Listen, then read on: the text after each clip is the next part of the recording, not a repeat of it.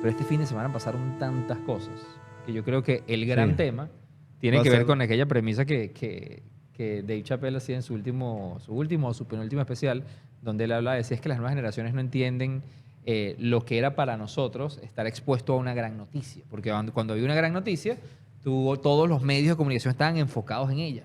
Pero hoy en día, bueno, recibimos 20.000 noticias al día y uno pierde sensibilidad, no tiene el tiempo para analizarlas todas. Pero yo creo que este fin de semana pasaron, por lo menos me atrevería a decir, obviamente pasaron muchísimas cosas, pero me atrevería a decir que 4 o 5 fueron de esas noticias que hay que prestarle atención y que dan para debatir y tienen muchas aristas.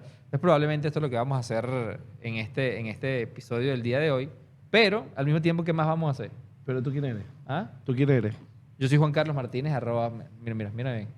Yo soy Juan Carlos Martínez, yo soy Juan Carlos Martínez, Juan Sofá en todas las redes. A mí ¿por qué la gente? Entonces, que yo ayer le puse el grupo de chat interno de cilantro y perejil. Tú sabes que la gente no sabe cuál es el cilantro y cuál es el perejil. Eso nos pasa a nosotros. No, pero eso es tal cual. O sea, De hecho, nos podríamos llamar cilantro sí, y yo perejil. creo que vamos a sacar una comiquita que sea cilantro y perejil.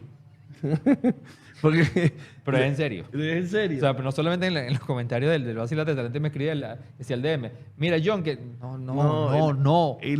Ayer una persona No me hace campaña de eso. dice, John, no es así tal cosa. Y cuando me pongo el video, lo dices tú.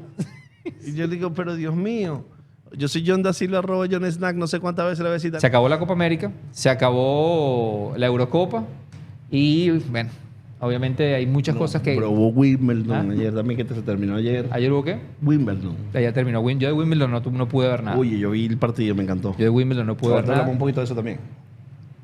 De hecho, es primera vez.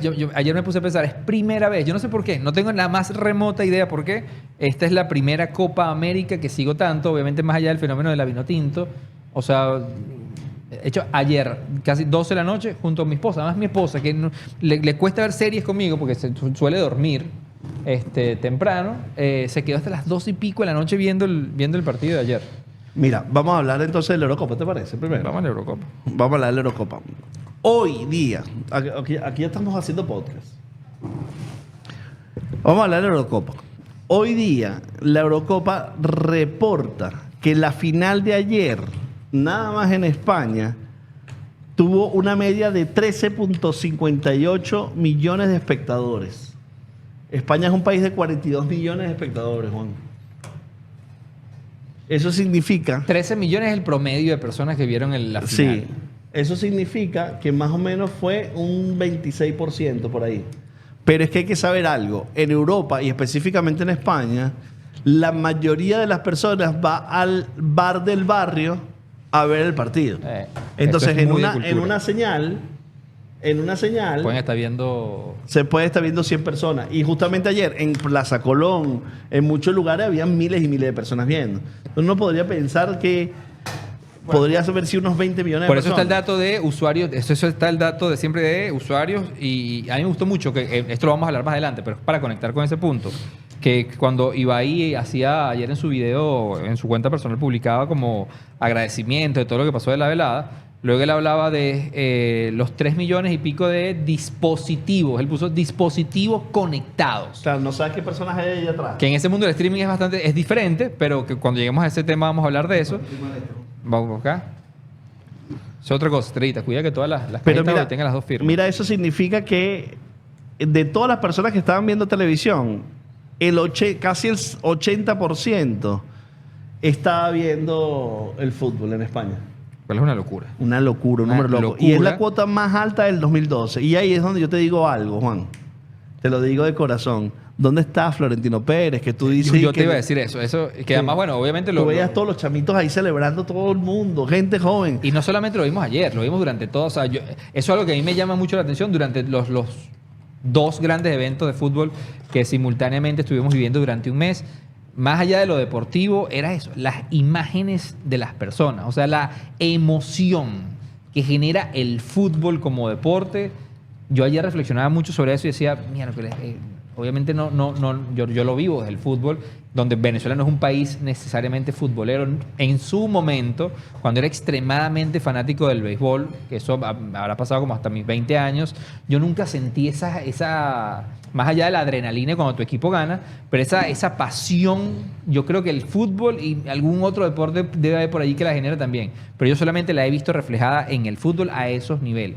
Y nuevamente, esa cantidad de niños, jóvenes, viendo esto, hasta nosotros mismos, bueno, sí, el deporte tiene que evolucionar, la manera en que se consume contenido está evolucionando, pero yo creo que los números que nos está dejando la Copa América y la Eurocopa, dicen que el fútbol está viviendo un buen momento. ¿A qué hacemos referencia? Estamos haciendo referencia específicamente a que Florentino Pérez, el presidente del Real Madrid, manifestó públicamente que el deporte había que cambiarlo porque los jóvenes ya no les interesaba. Obviamente él estaba ahí cumpliendo con sus intereses particulares, que es poder crear la Superliga. Pero es una demostración de que el fútbol y los deportes siguen siendo muy atractivos a las personas de cualquier edad. Obviamente había un interés muy grande, muy orientado a la comercialización y de tener el control 100%. Pero ese argumento luego vino unos meses después a ser como debatido por lo que sucedió con el tema de cuando Ibai y Piqué anuncian el tema de la Kings League y sale todo este fenómeno del sportainment, que es la combinación del entretenimiento y los deportes, que además lo vimos este fin de semana expresado en la velada del año, yo creo que su máxima expresión. Pero luego también decía, bueno, es que esto tiene muy lógica nosotros mismos. Bueno, yo personalmente he hablado mucho de esto, de que esto es muy coherente para el tema de cómo llamar a las nuevas generaciones a que se reconecten con este deporte. Y yo creo que no es un tema de reconectar, yo creo que es un tema, son productos diferentes. Son productos, ya yo hoy en día que cada vez, desde mi análisis, yo cada vez lo tengo, son productos totalmente diferentes. Sí. Inclusive no creo que compitan, son experiencias emocionales y deportivas muy diferentes. Que convivan las dos, que sigan viviendo las dos. Porque yo te digo una cosa, en serio, yo nunca me había emocionado tanto por una Copa América y va mucho más allá de lo que sucedió alrededor de la Vinotinto.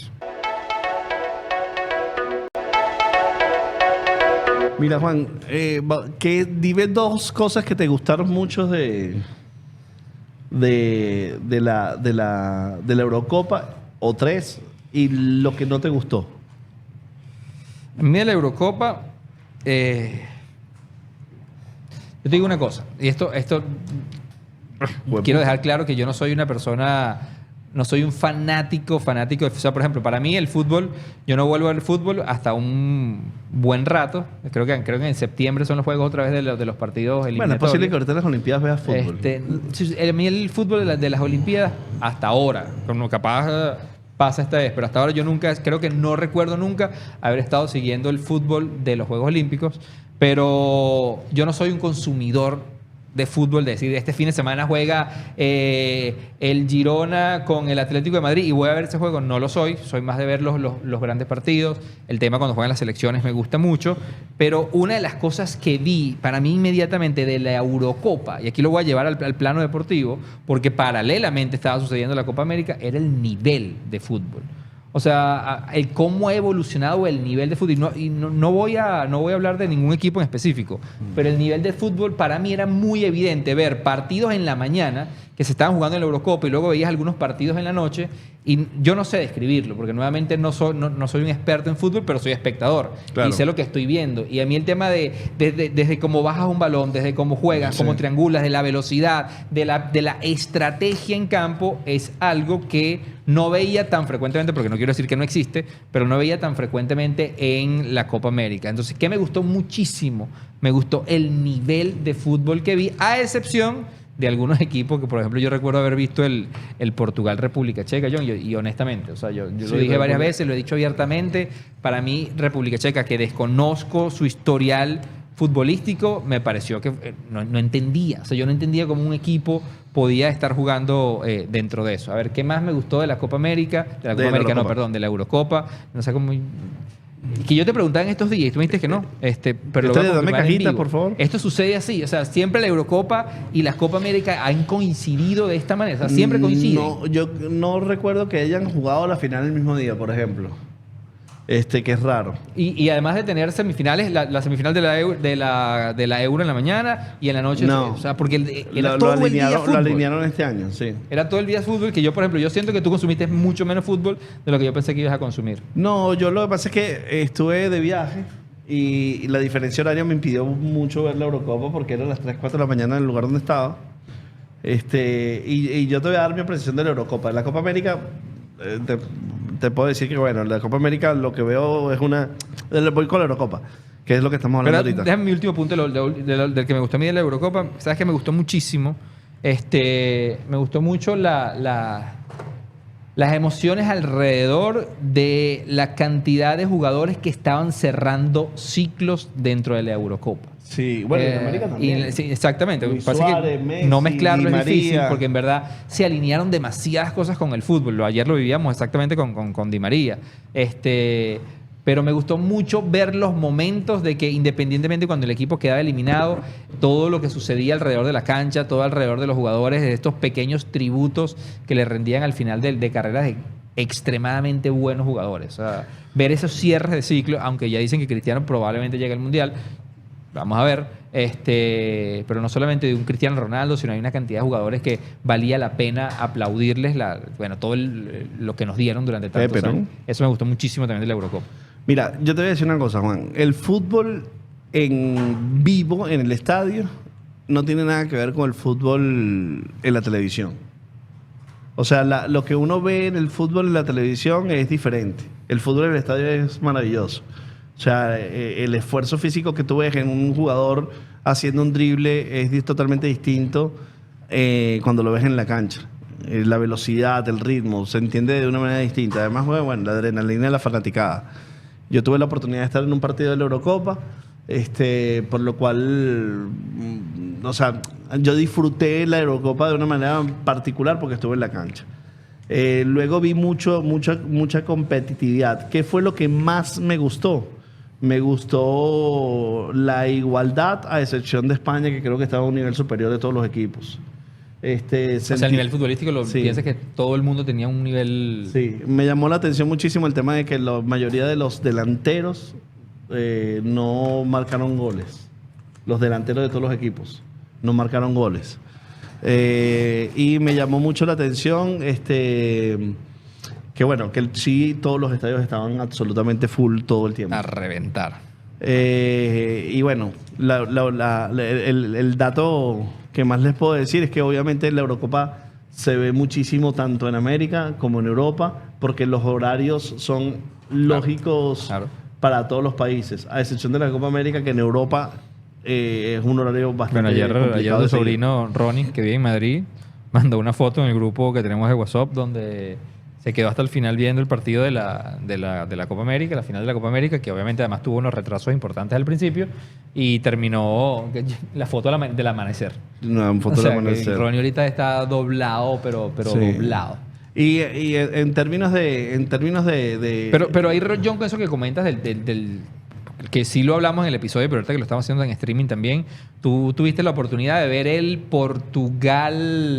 Georgia, Portugal-Georgia. que Portugal perdió 2-0. Ese fue el primer partido que Portugal perdió en esta Eurocopa, pero una de las cosas de ese viaje que dijiste que no, esto pagó el viaje, fue la caminata De la hinchada. de la hinchada, de toda la fanaticada de 6, 7 kilómetros, donde obviamente iban acompañados ahí por la policía, donde Sí. iban resguardados, pero además tenías como, ese es el momento como que más, que dices, esto pagó todo. Sí, yo lo hago como cierta analogía de lo que pasó ayer en el estadio de Miami.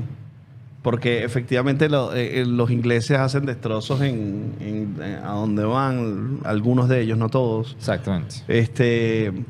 Pero lo que yo vi en la Eurocopa es que o sea, estaba todo muy organizado, la estructura por dónde van a pasar las fanaticadas, cómo van a entrar, guiados por la policía. Pero ese momento eran 6.000 fanáticos de un equipo cantando canciones con las banderas. Es un momento de celebración súper sano.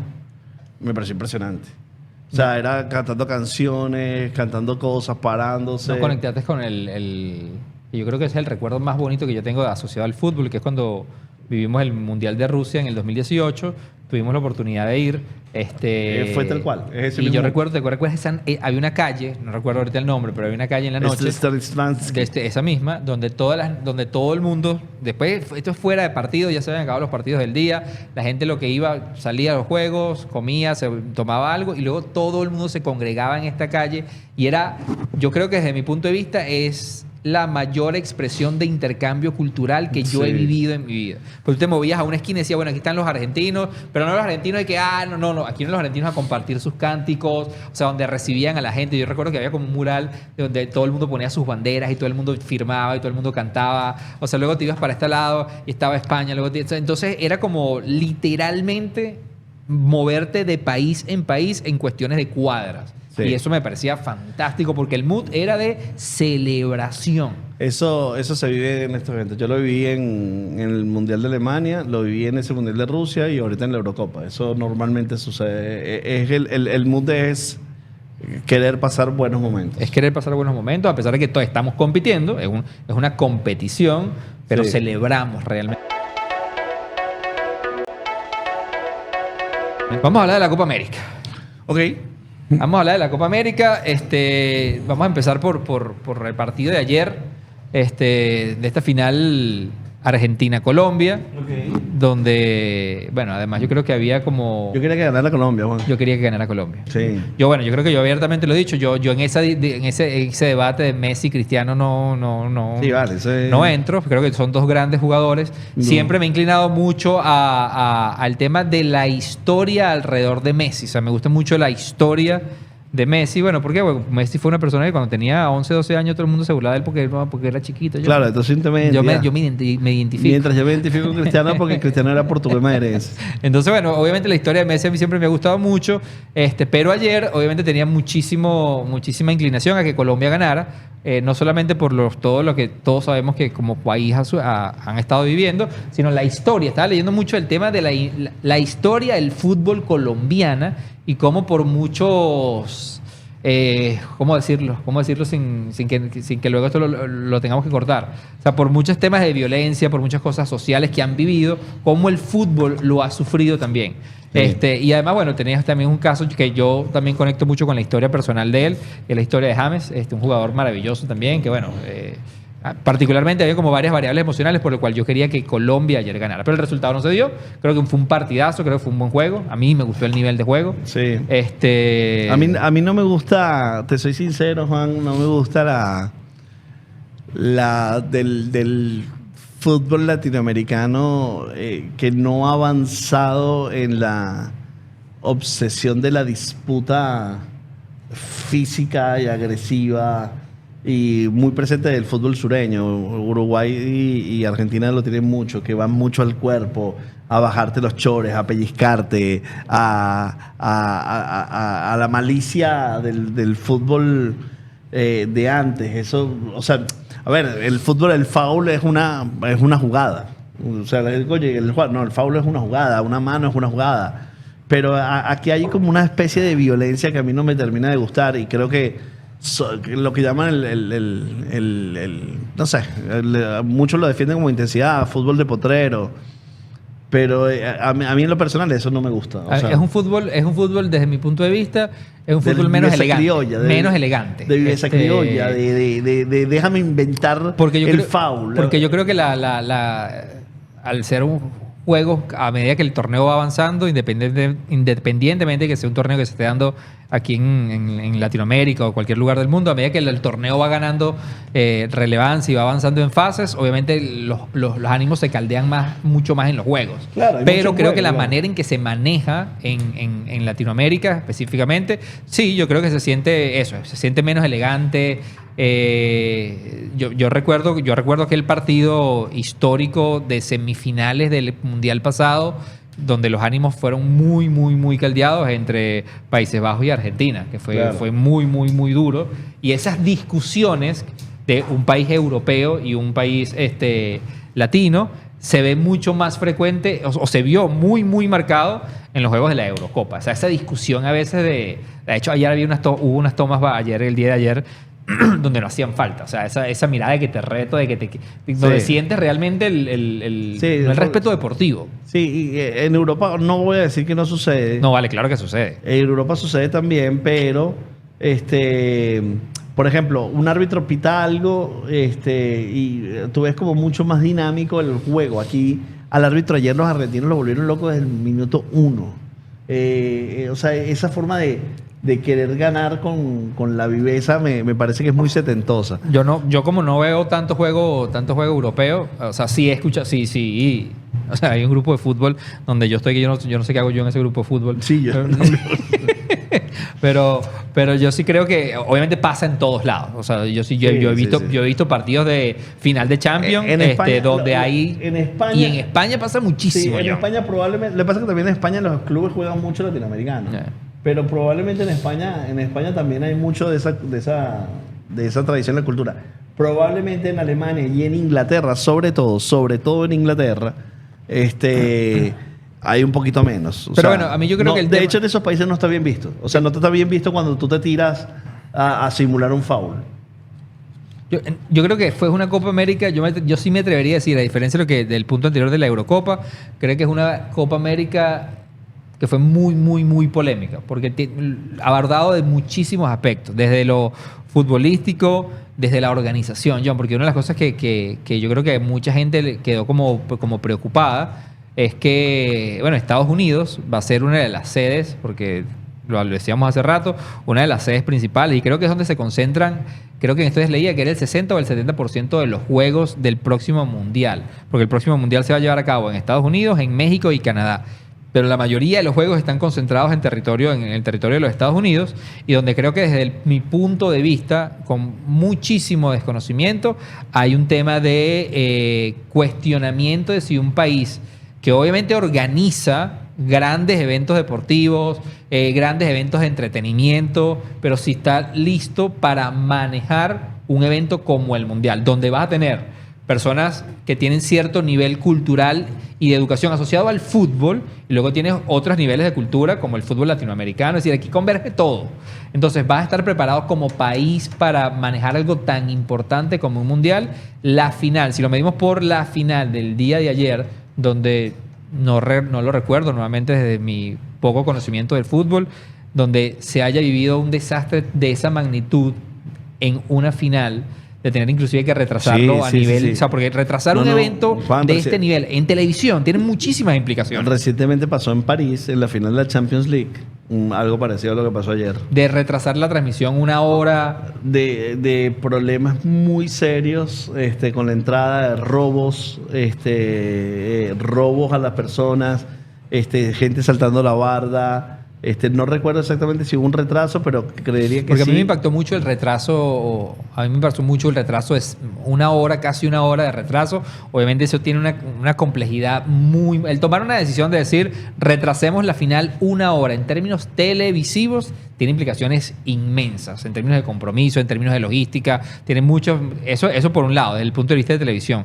Luego está el tema de las entradas, bueno, hay gente que nosotros conocemos que está en Miami, que nos contaba el tema de la reventa de entrada fue dantesca. Hoy en día yo creo que se meten hoy en las redes sociales y ven la cantidad de testimonios y personas que pagaron, bueno, montos además absurdos y no pudieron entrar al estadio. Hasta $4,000. $4,000. Sí. O sea, estás hablando de $4,000 y no pudiste entrar al estadio. Con $4,000 me compro un carro, loco. Luego la cantidad de cosas de violencia que se vio en la entrada, en los niños, pero eso es solamente en la final.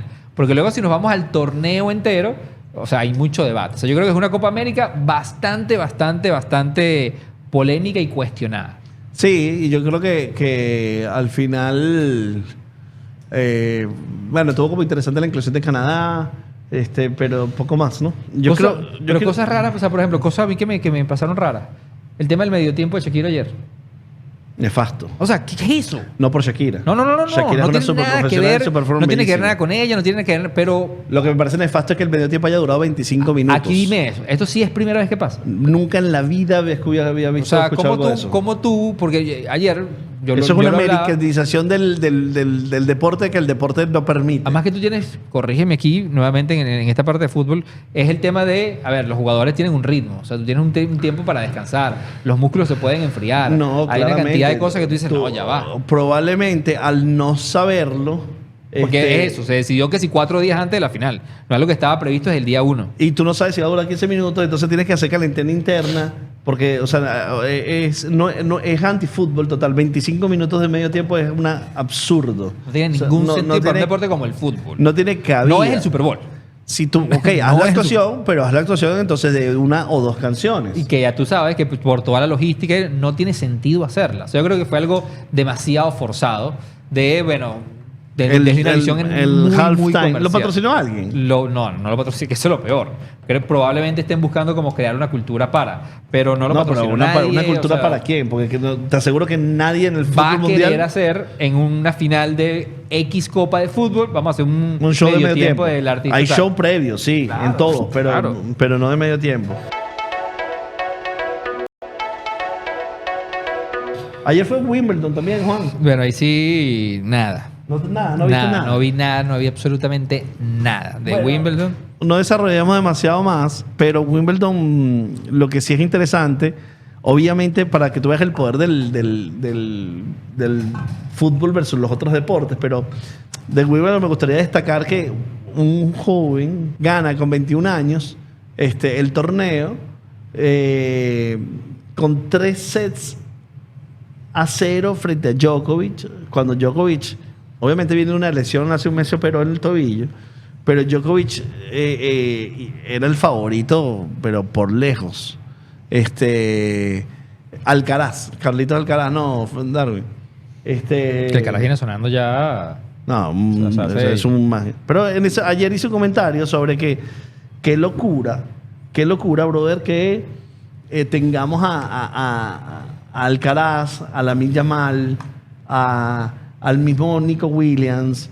Hay una Una joya, generación Nico de es una joya. deportistas que están sobredimensionados a lo que son. O sea, y ahora en las Olimpiadas vamos a ver gente de 14, 16, 18 años Claro. que van a hacer una locura. Entonces creo que hay una generación muy potente en términos del deporte. Y yo lo que te quería comentar es que termina el partido, que es esa cosa que tiene el fútbol probablemente que tal vez hace que lo rechacen la intelectualidad global, que dice que es el deporte de distracción de masas. Termina el partido y Alcaraz le dice a Djokovic, se abrazan, Djokovic lo felicita, luego le dan el micrófono a cada uno de ellos, pero típico en Wimbledon y en todos los torneos que hagan unas palabras al final. Y lo primero que hace Djokovic es decir, pero es que me pasó por encima y era imposible Arrollador. poderle ganar hoy.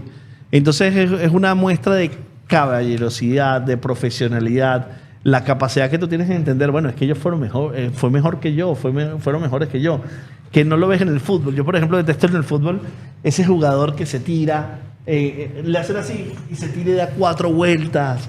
Esa falsedad no me gusta. Y eso en el tenis es muy bonito, es muy elegante.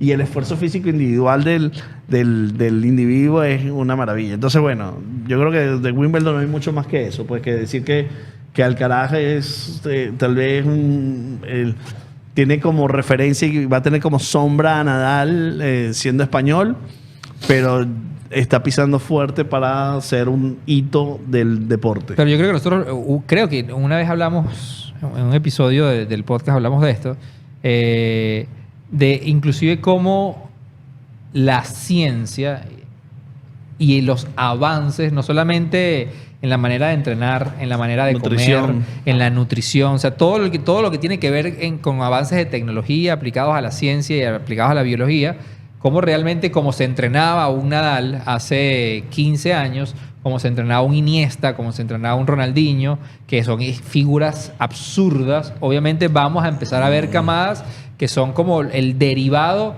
de esta nueva forma de entrenar y por eso empiezas a ver jóvenes de 14, 15 años. Yamal es el futbolista con menos edad en debutar con la selección. Hay teorías con la conspirativas, ¿viste? selección. De que se movió, de que esto se vino, de que le no, de que movieron está la creado fecha. porque esté con Messi.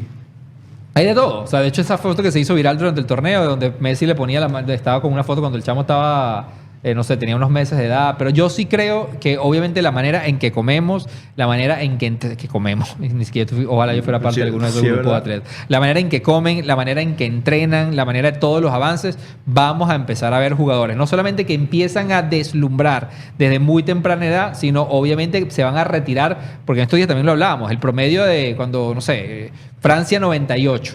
Veías a un jugador de fútbol retirarse a los 32 años, 32, 33 años, ya era un jugador que se retira. Hoy en día ya tú lo empiezas a ver con Messi, lo empiezas a ver con Ronaldo, lo empiezas a ver con una cantidad de jugadores que el promedio... Ahora, yo estoy seguro, que así como se dice, que la expectativa de vida ha aumentado gracias a los avances en la medicina. Yo creo que la edad en la que se retira un jugador de fútbol y otros deportes, eso va a aumentar también. Ajá, fuiste al cine. No, tú ibas a hablar del cine. Fuimos al cine. Fuimos al cine. Fuimos a ver Inside Out, peliculón. ¿Cuál? Inside Out, Muy bien. Duolingo estaba funcionando. peliculón, ¿no? Una joya de película. O sea, es Una joya de película. O sea, vamos a hablar primero de los datos. Recaudó 151 millones de dólares en su primer fin de semana. Y creo haber leído por ahí en algún lado que ya mil millones. No. Esto es lo que recaudó este fin de semana. Es decir, ya la película tiene... No, en su fin de semana de estreno. Porque la película No, ya Juan. superó por lejos los 1.000 millones. Sí, ya. el dato es, lo vuelvo a repetir para ver si lo puedo decir 150. bien. La película recaudó 151 millones de dólares en su fin de semana de estreno.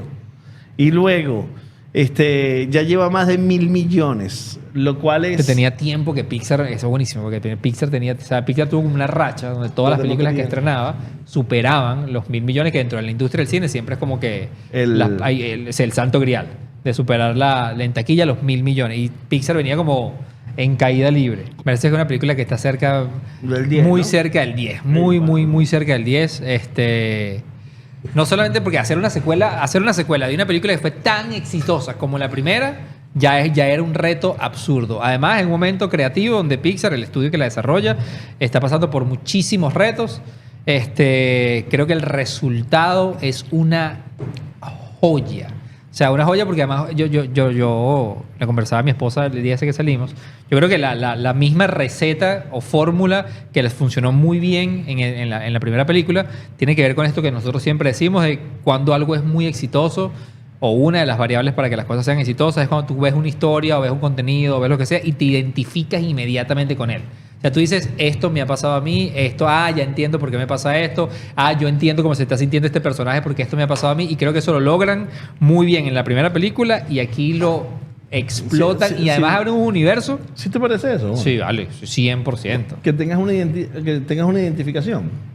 Pero siempre, bueno, tanto así que no sé si has visto el fenómeno cuando estuvo el No hype. estoy la hablando película. de Inside Out, sino... Por ejemplo, hay muchas películas que me encantan que yo no me identifico con el personaje. No, la identificación es, creo que además, por eso dije, una de las variables que ayuda a construir historias exitosas. O sea, por ejemplo... Velo en el stand-up, velo en la comedia. ¿Sabes? La comedia utiliza mucho esto. No, bueno, o sea, sí puedes identificarte, pero o sea, hay muchas cosas que me encantan que en las cuales yo no me identifico. Pues el Ahí, de Joker, por ejemplo. Ahí. ¿Ah? Ahí. No, que tú lo pusiste como que... Una de las variables, no la variable. Es una variable que creo que logra que la gente comparta y le guste tanto algo. Cuando tú analizas muchos fenómenos masivos, la identificación es clave. O sea, es una de las O sea, yo, variables. por ejemplo, no me identifico con el Joker y me parece un peliculón. Está bien. Y, O sea, ahí, pero y ahí no- tiene otros elementos narrativos que ayudan a que eso sea. Yo sí creo que la identificación ayuda mucho a que un fenómeno sea masivo. ¿Por qué? Porque, bueno, le hablas de verdades universales y además te colocas en ese lugar. Y creo que cuando alguien se identifica con algo, es el típico que, ¿por qué le comparto un contenido a alguien? Yo le comparto un contenido a alguien, por ejemplo, siempre hablo del caso de cuando le dedicas una canción a alguien. Tú le dedicas una canción a alguien porque te identificaste con una verdad que tú no puedes transmitir y se la pasaba. Es decir, creo que no es la única variable, creo que es una variable poderosa, así como lo es la nostalgia, por ejemplo, para que algo sea muy exitoso. En el caso de Inside Out, de hecho, recuerdo que la primera semana cuando se estrenó, se hizo viral como muy... No sé si recuerdan este fenómeno que se daba cuando Marvel estaba en su mejor momento, que la gente compartía como que... Marvel alguna vez tuvo un mejor momento. Bueno, yo lo dejo que él se mate solito. Pero cuando la gente compartía los contenidos de la reacción de la gente en los cines, bueno, aquí hay un momento de la película, para gente aquellos que no lo has visto no no hacerlo spoiler, pero hay un momento de la película donde se empezó a hacer muy viral, donde la gente grababa en el cine la reacción de ese momento en específico. Hay un momento muy específico en la película que estoy seguro que muchos de los que estamos en esta sala y de los que los vieron le ha pasado últimamente, se identifican y se grababa el silencio de la sala y se grababa como el sollozo, o sea, gente que lloraba en ese momento, porque ese momento probablemente lo hayamos vivido muchos en los últimos años. O sea, hemos tenido un episodio de eso en los últimos años y la gente se logra como identificarse y conectarse. Entonces yo creo que si algo lograron ellos hacer es darle una secuela a una película que ya para mí era muy difícil de superar, y creo que en este caso lo lograron. Y no solamente lo estoy diciendo yo a nivel de experiencia personal, los números lo validan, ya es una película que va a recaudar mucho más. Y además creo que abrieron un universo, porque esto puede tener Inside Out 3, 4, 5, 6, 15. La introducción de emociones, además que la introducción de emociones tiene mucho sentido, porque a medida que tú vas desarrollándote como individuo, las emociones que vas teniendo se transforman. Y la emoción de la ansiedad de esta Inside Out es fantástica. Es maravilloso. El tratamiento que hacen del trabajo médico, tal vez detrás de Inside Out, es maravilloso. Yo creo que tú, si tienes la capacidad de ver Inside Out 1 e Inside Out 2, estás viendo 15 años de terapia concreta. Hay gente que decía, mira, ahórrate, que le está pagando el psicólogo y anda a verlo y vas a tener tu respuesta.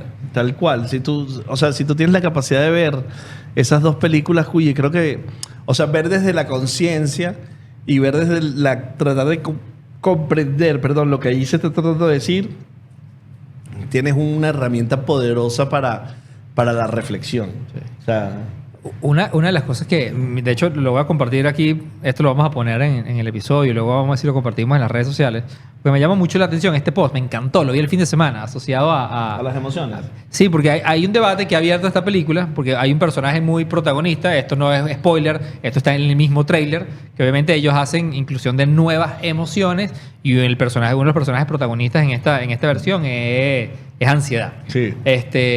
Y ha existido este debate, y de hecho, conversando de lo que te lo comentaba conversando en estos días con yo le digo Don Brandon. Él me comentaba su experiencia de trabajar para Disney y cómo ha podido ir a escuchar personas que trabajaron inclusive en la película, y la cantidad de psicología que hay detrás. Y una de las cosas que más les costó ponerse de acuerdo, porque aquí no hay un psicólogo, son muchos psicólogos trabajando con esto, era ponerse de acuerdo en si ansiedad es una emoción. Y no es el debate que quiero poner yo ahorita sobre la mesa, pero me llamó mucho la atención este post. Además, en verdad los voy a compartir para que lo pongan en la historia vacilante de eso. Porque mira esto, es las 4 emociones básicas, que es como la gran discusión en la psicología, que hay solamente 4 emociones básicas, y luego los otros son sentimientos derivados de esas emociones. Y por eso dicen que la primera, desde una perspectiva psicológica, es como la más acertada. Porque las emociones que realmente todos sentimos son alegría, tristeza, disgusto, miedo, son 5, y enojo, rabia, si traduce así. Y luego en la combinación de ellas están todas estas, que 1, 2, 3, 4, 5, 6, son 36 emociones derivadas que son la combinación. Por ejemplo, mira este ejercicio, me pareció brutal. El prejuicio es la combinación entre alegría y disgusto. Entonces, en este ejercicio, la rabia, que es la justicia, mira esta. La justicia es la combinación entre alegría y rabia. Esa es la justicia. Ese es el sentimiento de justicia. O sea, por una rabia que tenías. Qué interesante, ¿no? Me pareció interesante. Yo este ejercicio empecé a hacer y dije, bueno, cuando yo siento desesperación, es cuando mezclas tristeza con ansiedad. Con ansiedad no. Tristeza con miedo. Con alegría, con miedo. Tristeza y miedo te da desesperación. Luego tienes ansiedad, traición, sorpresa, intriga, nostalgia, aversión. O sea, voy a compartir este post porque me pareció súper interesante de cómo en la combinación de estos 4 personajes principales de la primera película... Ese post lo hace alguien. Este post lo hace alguien. Lo hace alguien. De hecho, son 2 colaboraciones de un psicólogo con un podcast que lo estuvieron invitando. Y lo que me parece interesante es, y lo conecto con el punto 1, es que aquí lo que se evidencia es que, por ejemplo, ansiedad, que no es un personaje, pero es la mezcla de 2, pero luego aquí tú tienes, por ejemplo, traición. pues está para Inside Out 3. Luego pues, tú puedes tener Nostalgia, que no está en estado. Sí, eres infinito el universo que ellos se crearon para... Que Nostalgia pareció honesta. Muy honesta, muy, muy honesta. A mí la que habla francés. Ella es...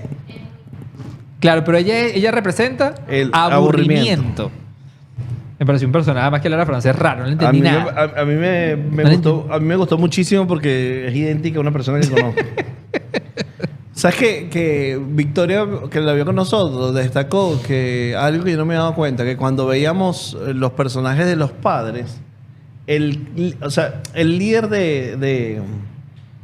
el sentimiento que lidera en el personaje principal es alegría. Sí. Y luego otros toman posesión del tablero, pero por momentos, pero lo lidera alegría. Pero cuando se fueron a los adultos, no lo lideraba alegría, lo lideraba otro sentimiento. Y alegría, en algún momento en duda, hace reflexión sobre, ¿será que a medida que creces no vas perdiendo alegría?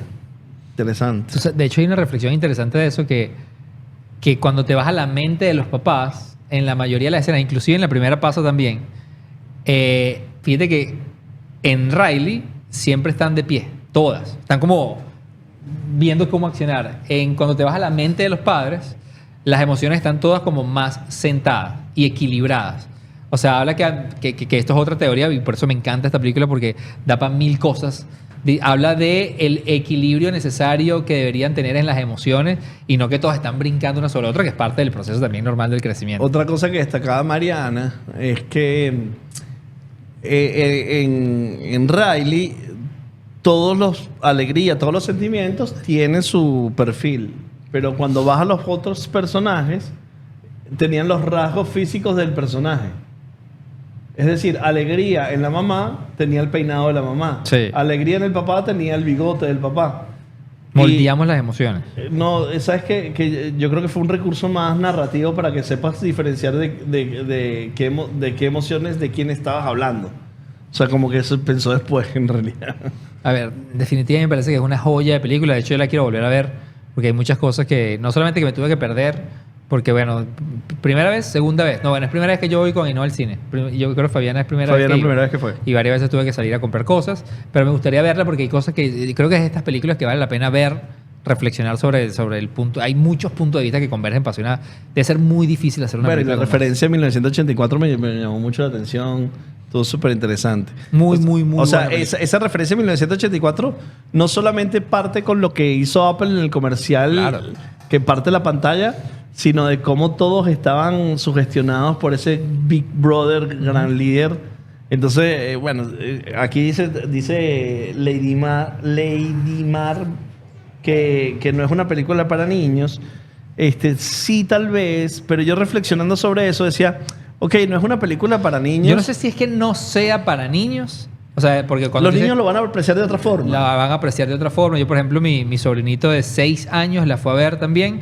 Y mi hermano me comenta que para él fue un ejercicio súper interesante porque le abrió un debate. O sea, él le preguntó una cantidad de cosas que obviamente no entendía. Él se fijó más en, ¿sabes? Por ejemplo, yo sé que Ainhoa estuvo mucho más enfocada en los colores, hay cosas que le daban risa, pero la profundidad del mensaje de la película probablemente es más digerible para un adulto que para un niño. Sin embargo, abre una cantidad de preguntas, abre una cantidad de inquietudes. Y yo creo que hay cierto nivel de comprensión de la película que tienen los niños, que es diferente, a lo mejor más ingenuo, pero sí es una película... De hecho, tan real es eso, que ayer, en un momento de molestia de Ainhoa, que es mi hija de 5 años, me decía, papá, en este momento la emoción que está aquí es enojo.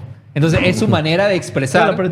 Claro, es un recurso narrativo que caló perfecto para ella expresar que estaba molesta en ese momento. Yo soy John da Silva, @JohnSnacks en Instagram. Y mi nombre es Juan Carlos Martínez, @JuanSofá en todas las redes. Y esto fue Vacílate Esto, podcast, streaming. Esto fue una mezcla un poco de cosas que hicimos, pero aquí va a salir algo bueno.